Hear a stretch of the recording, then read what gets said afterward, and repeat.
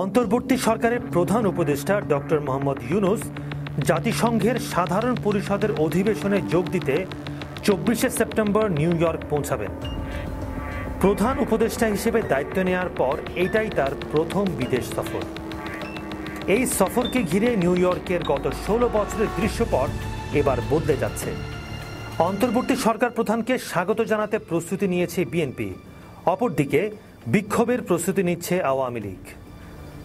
দল দুটির পক্ষ থেকে এমন কর্মসূচি সফল করতে ইতোমধ্যে প্রস্তুতি সভা শুরু হয়েছে।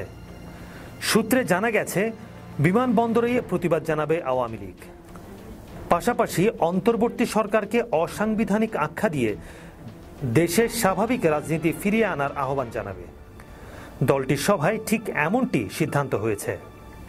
অপরদিকে পাল্টা অবস্থান নিয়ে আওয়ামী লীগ সরকারের আমলে খুন, গুম, নির্যাতন আর লুটপাটে বিচার চাইবে বিএনপি।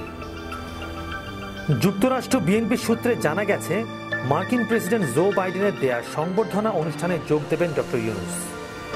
জাতিসংঘে বাংলাদেশের সদস্য প্রাপ্তির 50 বছর উপলক্ষে আগামী মঙ্গলবার নিউ ইয়র্কে একটি সংবর্ধনা আয়োজন করেছে নিউ ইয়র্কে বাংলাদেশের স্থায়ী মিশন। ওই অনুষ্ঠানে তিনি যোগ দেবেন। এর পাশাপাশি নিউ ইয়র্কে অবস্থানের সময় প্রধান উপদেষ্টা সামাজিক ব্যবসা, জলবায়ু পরিবর্তন এবং বাংলাদেশ যুক্তরাষ্ট্র ব্যবসায়ী পরিষদের সভায় অংশ নেওয়ারও কথা রয়েছে।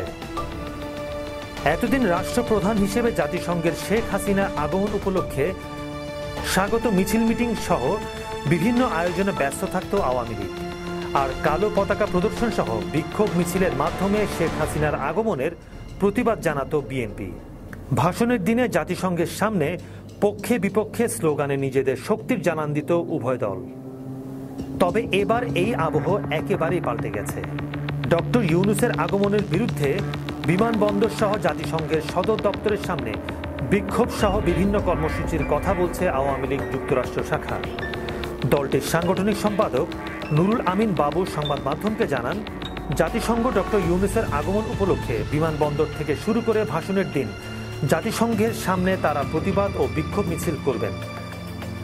অন্যদিকে প্রধান উপদেষ্টাকে সাংগঠনিকভাবে স্বাগত জানানোর সিদ্ধান্ত হয়েছে বলে জানান যুক্তরাষ্ট্র বিএনপির সাবেক যুগ্ম সাধারণ সম্পাদক জাকির এইচ চৌধুরী।